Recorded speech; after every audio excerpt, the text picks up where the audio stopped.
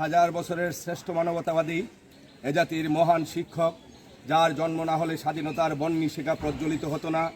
আমাদের নেতা, মহান স্বাধীনতার ঘোষক, বহুদলীয় গণতন্ত্রের প্রবক্তা, আধুনিক বাংলাদেশের স্থপতি শহীদ রাষ্ট্রপতি জিয়াউর রহমানের করকমলে আজকের এই দিনে শ্রদ্ধার্ঘ্য অর্পণ করছি।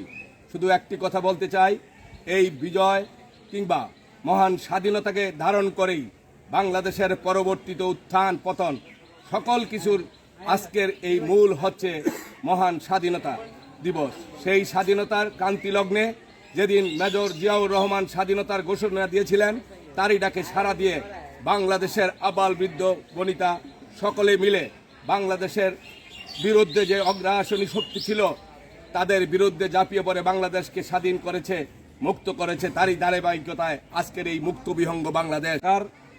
যে এদেশের স্বাধীনতা ও সার্বভৌমত্বকে নিয়ে যারা ছিনিমিনি খেলতে চায়, ওই অপশক্তিকে আমরা ঐক্যবদ্ধভাবে বাংলাদেশের জনগণকে নিয়ে প্রতিরোধ করব এবং এদেশের স্বাধীনতা ও সার্বভৌমত্বকে অক্ষুণ্ণ রাখব।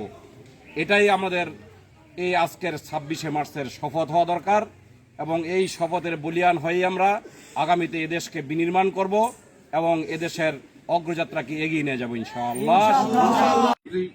তারেক রহমানের নেতৃত্বে বাংলাদেশকে একটি স্বনির্ভর এবং আধুনিক বাংলাদেশে রূপান্তরিত হবে এবং মহান স্বাধীনতা দিবসে সকলকে অভিবাদন অভিনন্দন জানিয়ে ধন্যবাদ জানাই।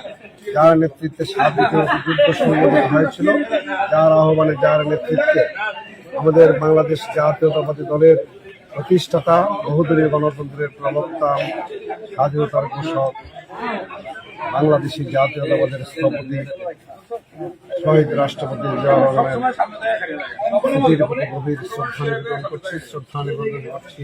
মহান মুক্তিযুদ্ধে যাদের আত্মদানের মধ্য দিয়ে, যাদের ত্যাগের মধ্য দিয়ে আমরা এই স্বাধীনতা অর্জিত হয়েছে, বিজয় অর্জিত হয়েছে, তাদের স্বীকৃত শ্রদ্ধা নিবেদন করছি।